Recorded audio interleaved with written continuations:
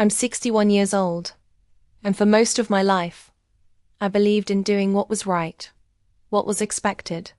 I got married young, raised 2 kids, and worked part-time as a school librarian for almost 30 years. Love to me was always quiet and predictable, like a steady beat of shared dinners, summer trips, and Sunday morning coffee with my husband, Greg. I never looked for more. I never thought I needed more. But sometimes, life surprises you in ways you can't see coming or fix. And I never thought something like this could happen to me. Please don't make the same mistake I did, Dot. It was a Tuesday afternoon. Grey and moody. The kind of day that made everything feel a little heavier. I had just finished a community garden committee meeting at the rec center and was waiting out front, arms crossed, with the cool breeze pushing at my sweater sleeves. Greg was supposed to pick me up, but he'd called an hour earlier, stuck in traffic from a business lunch, and said he might be another 45 minutes. I didn't mind the wait so much until it started to drizzle. That's when David pulled up in his black SUV. I recognized the car before I saw his face. He leaned over and rolled the window down, flashing that easy, effortless smile of his. "Need a ride, Ellie?" David was my neighbor Karen's husband. We'd lived across the street from them for over 10 years, exchanged holiday cookies, small talk over lawnmowers, that sort of thing. David was always polite, always helpful. He once helped me carry a new love seat into the house when Greg tweaked his back. I hesitated just for a second. "You sure?" I asked, glancing up at the darkening sky. "Of course," he said, reaching over to open the passenger door. "Hop in. Karen's out with her sister, and I'm just heading back from Home Depot." So I got in. The car smelled like cedar chips and aftershave. The kind of scent that hits you softly, almost comfortingly. I'd buckled my seatbelt and smoothed my skirt over my lap, stealing a glance at him as he merged into traffic. We made polite conversation at first, about weather, Barton projects, the new couple down the street. But somewhere between Maple and 4th, the energy shifted. "You ever feel like," he started, then paused, his eyes still on the road, "like the days are all starting to feel the same?" I turned to him, unsure how to answer. "Lately, yeah, more than I'd like to admit." He nodded, jaw tightening. "It's strange, isn't it? You build this whole life house, job, marriage, and one day you look around and realize you're still waiting for something." His words felt too close to thoughts I hadn't dared speak aloud. I looked out the window, watching.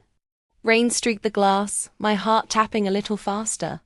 "You and Greg ever talk about that? About shaking things up?" I smiled, but it was thin. Greg's more of a routine guy.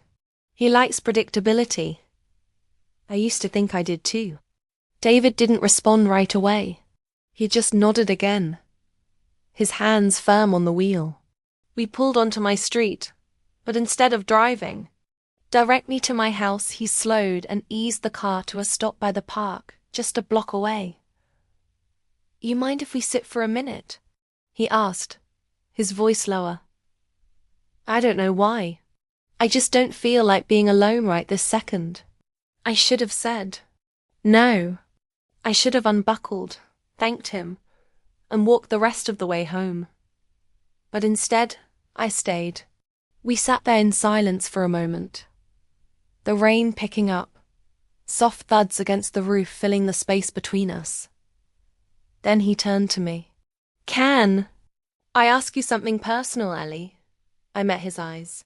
They were warm but searching, like he wasn't just asking to be polite. "Sure," I said, my voice barely above a whisper. "Do you ever miss being seen? I mean, really seen. Not for being a wife or a neighbor or someone's mom, but just you." My breath caught. I didn't expect the question, and I didn't expect how much it would sting. I used to think that kind of attention was behind me, I said slowly. Like it belonged. To a younger version of me, someone I used to know. His eyes didn't leave mine. I don't think that version ever really leaves. I think she just gets quieter, waiting for someone to notice she's still there. The quiet stretched again, but this time it was humming, charged. And in that moment I realized something. It wasn't just him seeing me. I was seeing him too, the vulnerability, the loneliness, the need. And that scared me more than anything else. I looked down at my hands in my lap, folded tightly together. David, He leaned back slightly, giving me space, but his voice was steady. You don't have to say anything. I just I needed to say it because you're not invisible, Ellie. Not to me.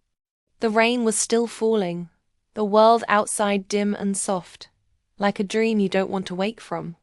I finally looked at him again, and something in me shifted, not into recklessness, but into honesty. A part of me that had been asleep for years stirred, and though nothing had happened yet, something had already changed.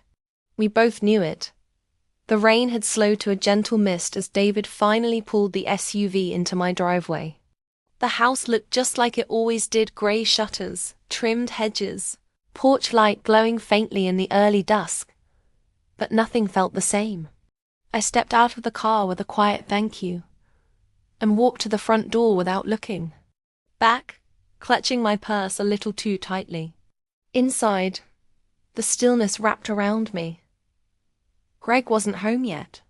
The house hummed with its usual silence, refrigerator buzzing faintly, the old wall clock ticking off the minutes. I kicked off my shoes and stood in the foyer for a moment, unsure what to do with myself. I should have started dinner. I should have turned on the news or folded the laundry. Instead, I walked into the living room and sat down slowly, my hands resting uselessly in my lap. David's voice echoed in my head. You're not invisible. Not to me. It had been years since someone spoke to me like that. Not just politely, not in passing, but as if he truly saw me, saw the woman beneath the layers of routine and expectations. I tried to shake it off, tried to focus on the sound of the rain or the familiar creak of the floor under my feet. But something had shifted. It wasn't just about David. It was about me, about a version of myself I had buried under years of practicality and habit. The garage door rumbled, open around 6:45, and a few moments later, Greg walked in, tired and a little damp, loosening his tie. Sorry about earlier, he said, leaning in to kiss my cheek. Traffic was a mess. It's okay, I said, smiling softly. I got a ride from David. Oh, nice of him. Greg didn't think twice about it.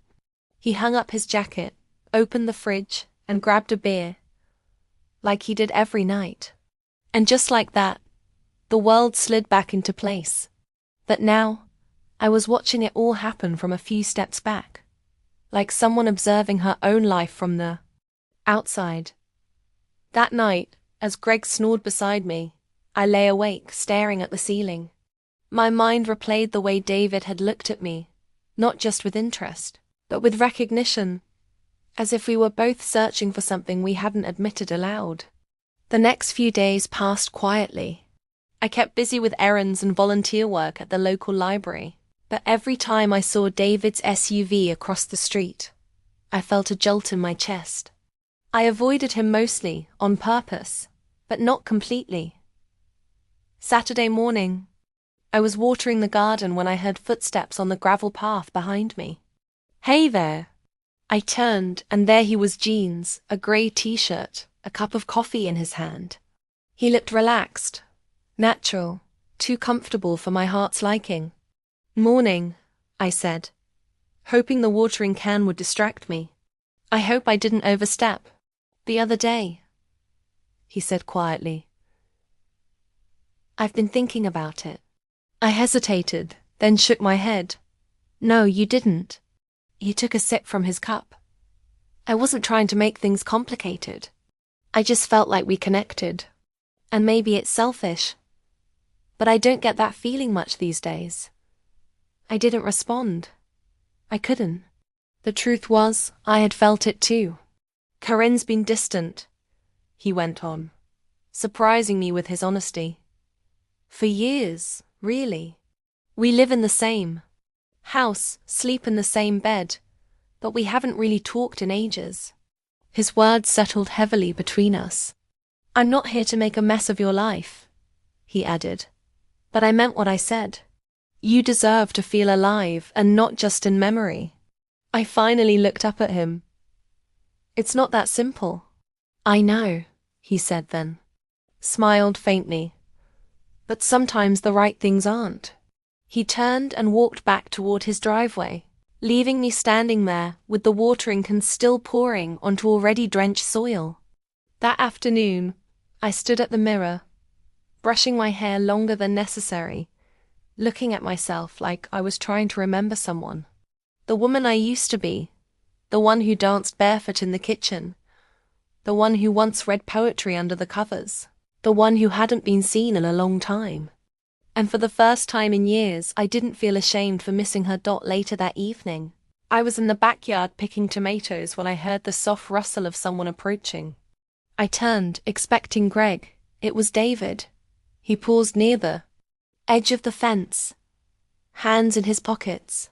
His voice was quiet, almost cautious. I won't come closer if you don't want me to. I said nothing, just looked at him. The way twilight softened the lines on his face. There was a kindness there, a longing too. I had a dream about you, he admitted. You were laughing. We were sitting by the lake, and you were wearing a blue dress. I woke up smiling. My breath caught in my throat.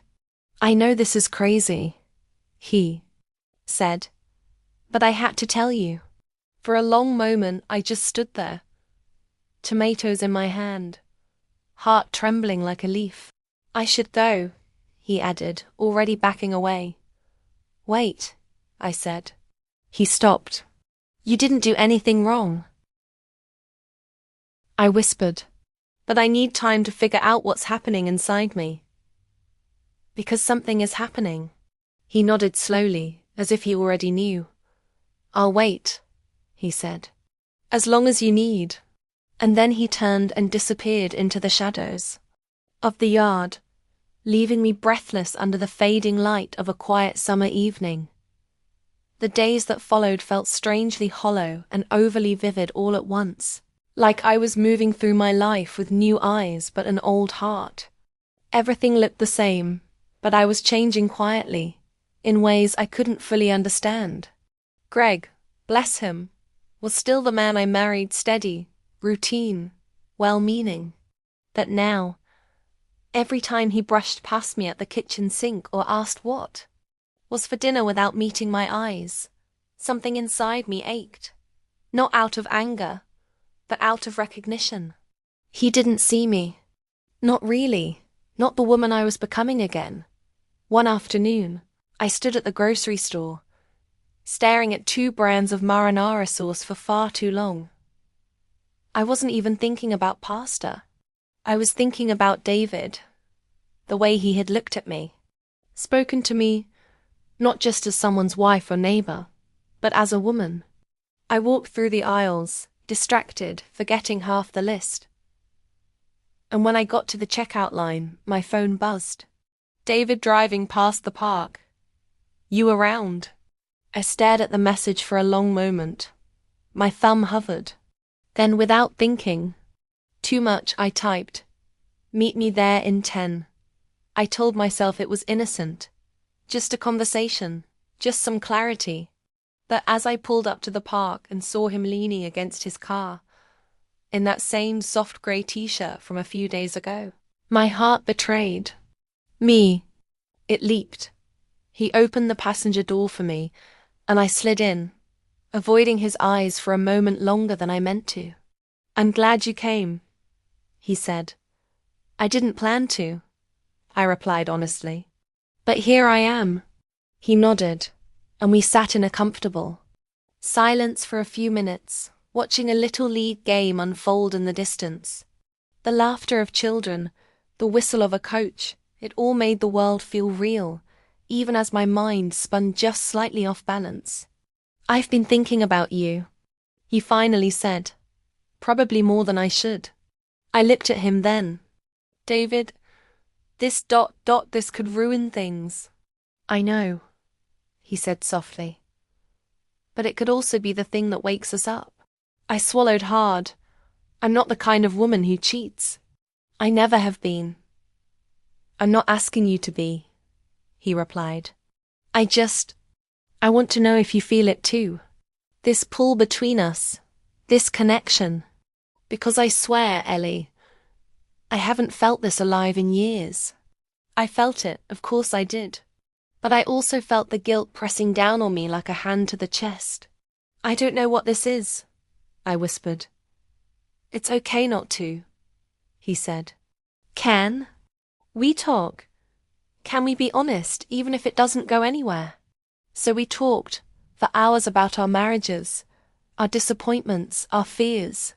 He told me about the nights he slept on the couch just to avoid another fight with Karen. I told him about the loneliness that had crept into my bones, even with Greg sitting across the dinner table every night. I confessed things I hadn't even admitted to myself about how I missed tenderness, missed feeling desired, not just for my role in someone's life, but for who I was at my core. And David listened, really listened, not with pity, but with understanding, with presence. As the sky darkened into evening, he walked me to my car. The air between us was thick with something unsaid, something too fragile to name. I'm not asking you for anything, he said gently. I just don't want to forget what this feels like. He reached out then, not for a kiss, not for anything bold, but just to touch my hand. His fingers grazed mine, and for a moment I let them stay. It was nothing really, and yet everything. When I got home, Greg was sitting on the couch, flipping through channels, a plate of reheated leftovers on the coffee table. He looked up briefly. Everything okay? He asked. Yeah, I said, hanging up my keys. Just ran into someone at the store. He nodded and returned to the TV. And as I stood there in the hallway, I realized something painful. My life hadn't changed, but I had. Later that night, I stood by the window in the dark, the street lamp casting a golden hue across the driveway. David's house sat just across the street, his porch light flickering slightly, and though we were apart, I felt him there, like an echo in my chest. The connection between us hadn't gone away. It had only deepened, and I didn't know where it would lead, but I knew I couldn't pretend it hadn't begun. The following week passed like a slow-moving storm. Nothing loud, nothing obvious, but I could feel the air around me changing. I found myself more reflective, more cautious with my words, more aware of every glance, every silence, every routine gesture that once meant nothing and now carried weight. I hadn't seen David since that night in the park, not in person, at least, but he had texted once. I miss talking to you. Just wanted you to know. I didn't reply right away. I stared at the message for hours, unsure whether answering would make things better or worse. In the end, I simply wrote, I miss it too. That was all, but it was enough to keep the thread between us alive. Then, on a quiet Thursday morning, I opened the front door to grab the newspaper and saw David standing by his mailbox. He looked up as if sensing me, and our eyes locked. He gave a small nod. I returned it,